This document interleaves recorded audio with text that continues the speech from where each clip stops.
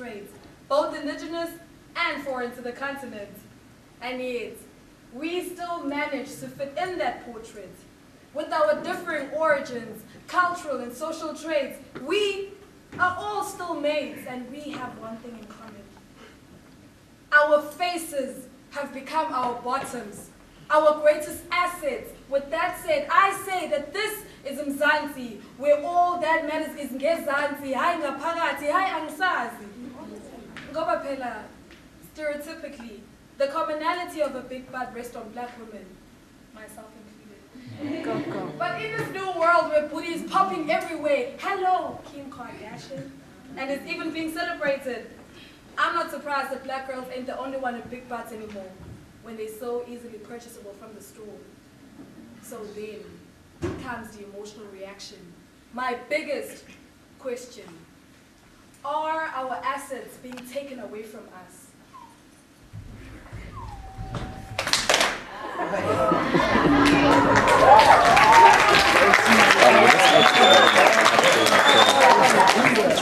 next act is up there. Oh, okay. Oh, okay, it's on this one. Okay, I can see.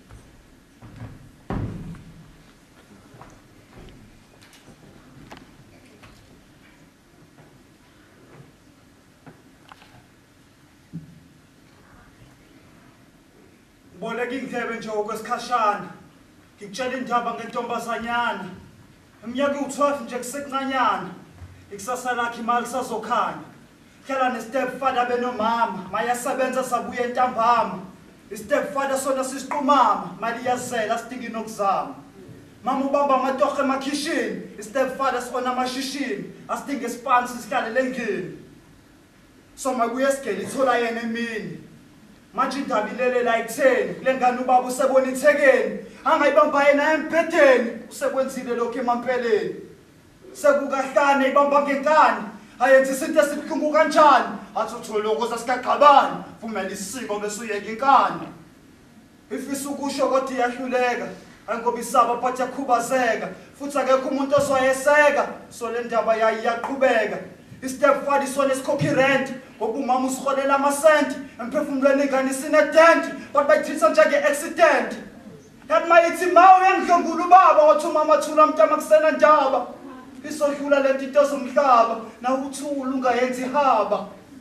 Inyembezi sahlika ngehlathi, uyibona ukuthi ifela ngaphakathi. Ithe yaqala nje ingane isathu, wathi umama please mntama uzungangiqhathi. Safika isikhathi sokuyolala, ingane ayilele, ibhizi yakhala. Yadonsa ipeni nephepha yabhala, zokufundela nje la ngibokuqala. DMI isimo singehlule, sangocela ukuthi ningikhulule. Makuyisona ngamane ngibethelwe, bese simbili inyanga ngikhulelwe. Ngizamile ukusho wathi ngiyamnenga, wathi mina umuntu owayemyenga. Ekuseni uthe umnika imali yokuthenga. Ekamereni wasemtholelenga. Digest.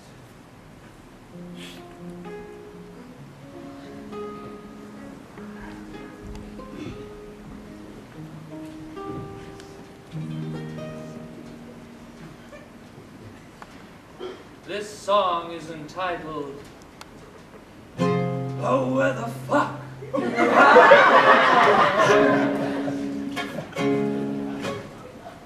Now it's a controversial story, and I hope that it's not boring, but I know you're talking cliche. But the moment I popped out, I thought without a doubt I was one and the same. But now that my blinkers on, and 25 years alone, I found that I belong. I found that I belong to a pink-skinned minority, a controversial anomaly from the beginnings of history till now. Managed to pave the way, pillage, rape and savagery, Western ideology, converting your linguistic copulatory. Now look here, you. I'm a professional racist.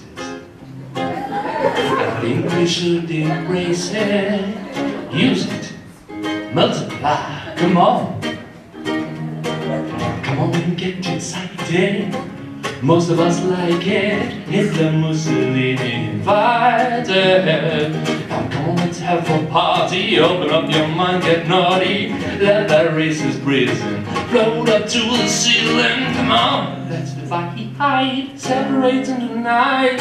Break down and divide, break down and divide. A pink-skinned minority, controversial anomaly from the beginnings of history till now.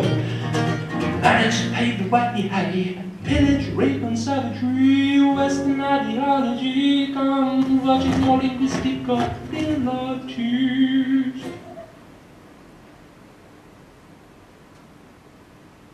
Now it's a controversial story, and I hope it wasn't boring. But I'm a walking, talking cliche. A walking, talking cliche.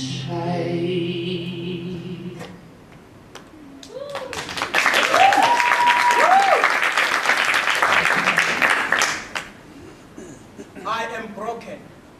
Will you piece me back together? I felt so helpless, so weak.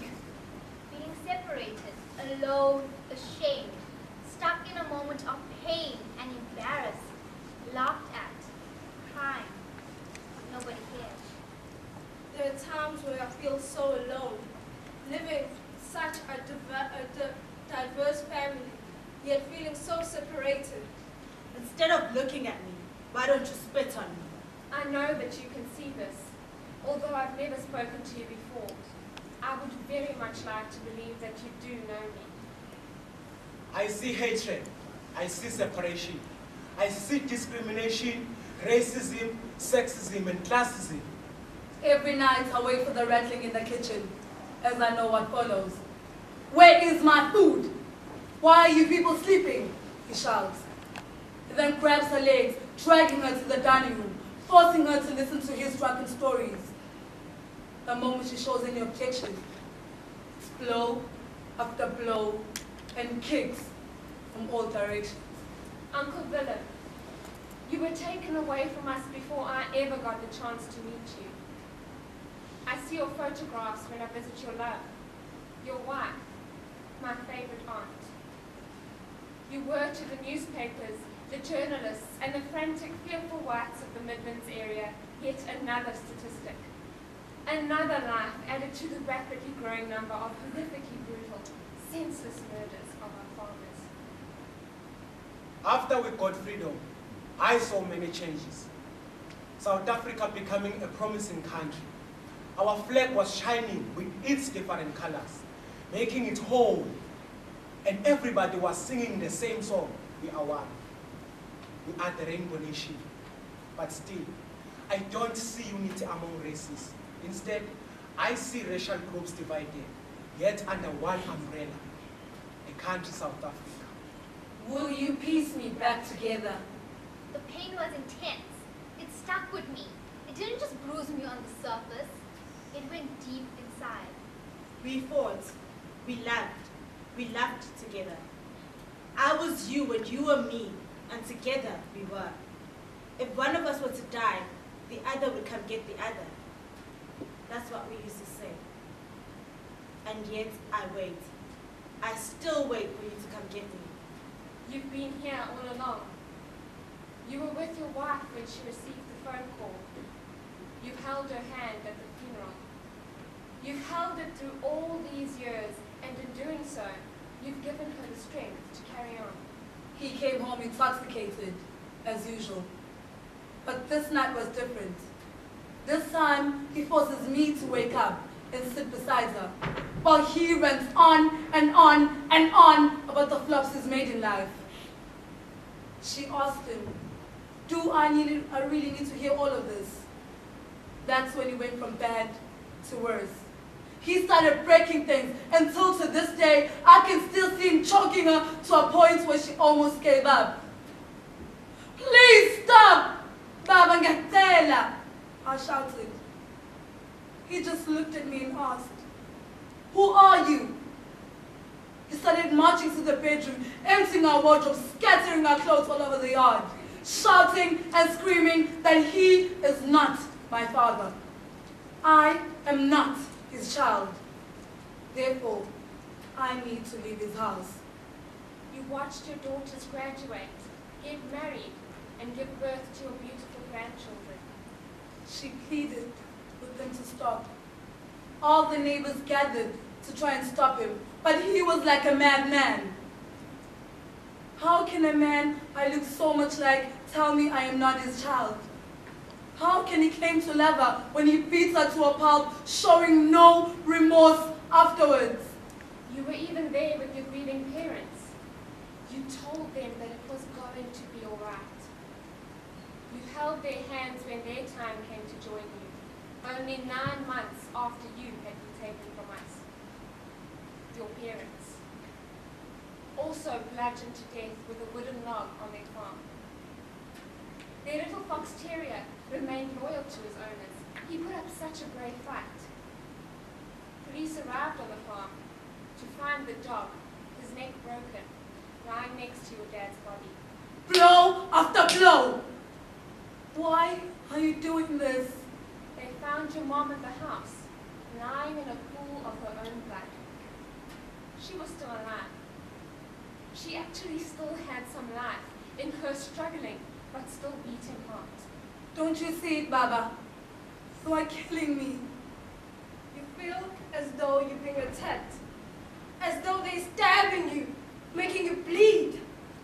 Sometimes I feel like I'm forgetting you. Your walk, your being, your smile. Sometimes I feel like I'm forgetting your face. I close my eyes and I try to picture you, but all I see are shades of red and black. I remember seeing an image of Jesus being beaten by all those men at Calvary for nothing. I am broken.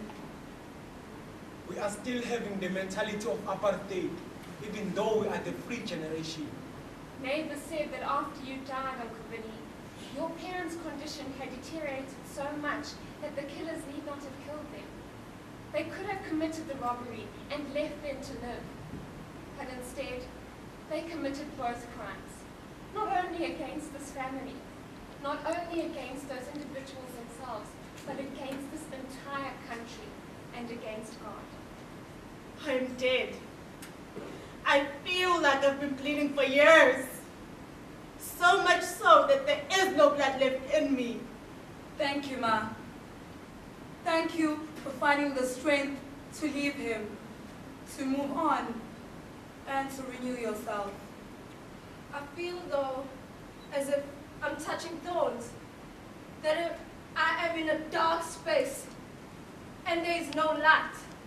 How can they say they love me when they make these jokes at my expense? How can they say they love me when they want me to be someone else? People who are capable of such violence are limitless psychopaths. They have to be. Why is their behavior encouraged through political leaders and struggle songs? They call me names. Impondo, to be exact. Not that there's anything wrong with the Amapondo tribe, but I am not one of them. There's too much negativity attached to this name, and to be ganged upon and made feel as small as the smallest insect is not a nice feeling. Some whites will always look us as uncivilized people because of our skin. To prove that, do you remember the incident in the University of Free State where white male students unfairly treating black women workers, calling them by names like kafirs, slaves, and even disrespecting them? So what does that tell you? Again, how come it's so rare to see white boys in prison? Because it's not like they are not causing any crime like other blacks do. It's just a question. She had an opinion. The anger building up, flowing over, destroying the happiness of my entire family. The trial, it lasted 7 years. Years later, the same teacher who had made my life a living hell tracked me down, and to my shock, apologized. The people who love me are the ones who judge me for something I did not choose. A child born of a Xhosa mom, living in a Zulu family.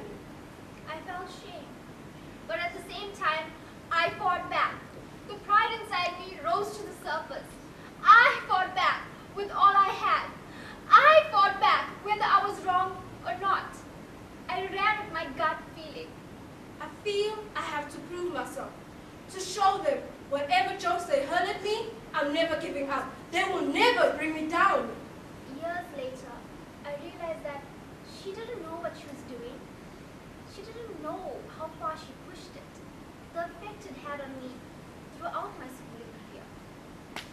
I see myself suffocating in a box. I am broken. Will you please piece me back together? Please, please, please tell me that life is not so cheap, so worthless.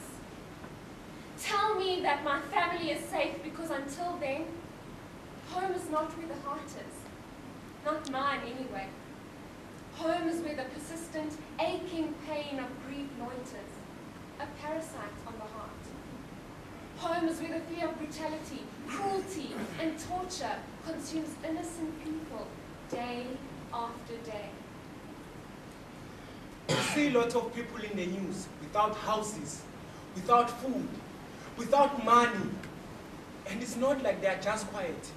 They do ask for help. But what do the government people do? I'm sure you know the answer to that. I've become an animal. Barbaric I am. And now she felt remorse after years. She felt remorse. Their words have come to be a song I hear, but don't record. Your family has isolated me as they did you. I don't even know where they laid you to rest. We had no goodbye. I don't see development in this country due to the fact that the rate of bribery is increasing. And most people now believe it's the only way out.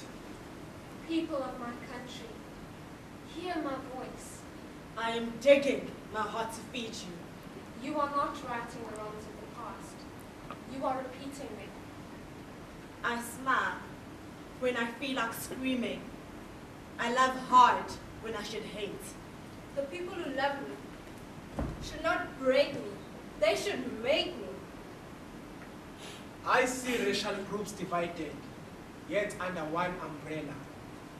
The country South Africa. You were always there. I picture rain, a flood, and then a rainbow.